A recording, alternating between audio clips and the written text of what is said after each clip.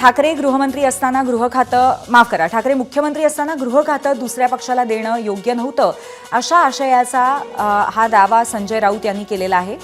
आणि त्याचबरोबर सध्या सत्ता स्थापनेच्या दृष्टीने सुद्धा गृह खात्यावरनच घोडं कुठेतरी अडलेलं आहे अशा सुद्धा चर्चा आहेत। त्यामुळे देवेंद्र फडणवीस यांच्या संदर्भात गृह खातं भाजपकडे ठेवलं जात आहे का शिवसेनेकडे ते जात आहे याच मुद्द्यावरती बोलताना त्यांनी अशा आशयाचे मुद्दे मांडले होते। गृह मंत्रालय फडणवीसांनीही स्वतःकडेच ठेवलं होतं जेव्हा युती सरकारचं राज्य होतं तेव्हा, आणि तशा पद्धतीने आम्ही सुद्धा गृहमंत्रीपद आपल्याकडेच ठेवायला होतं, राष्ट्रवादीकडे ते द्यायला नको होतं अशा आशयाचे बोल आज संजय राऊत यांनी बोलले।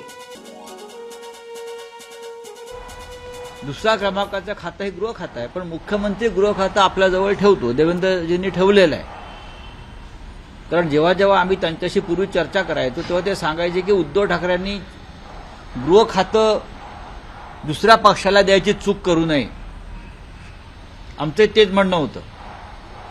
आणि गृह खातं विधानसभेचं अध्यक्षपद त्या काळात ते संवेदनशील विषय होते, त्यांच्यामुळे आमचं सरकार पडलं, आता पडलं नसतं।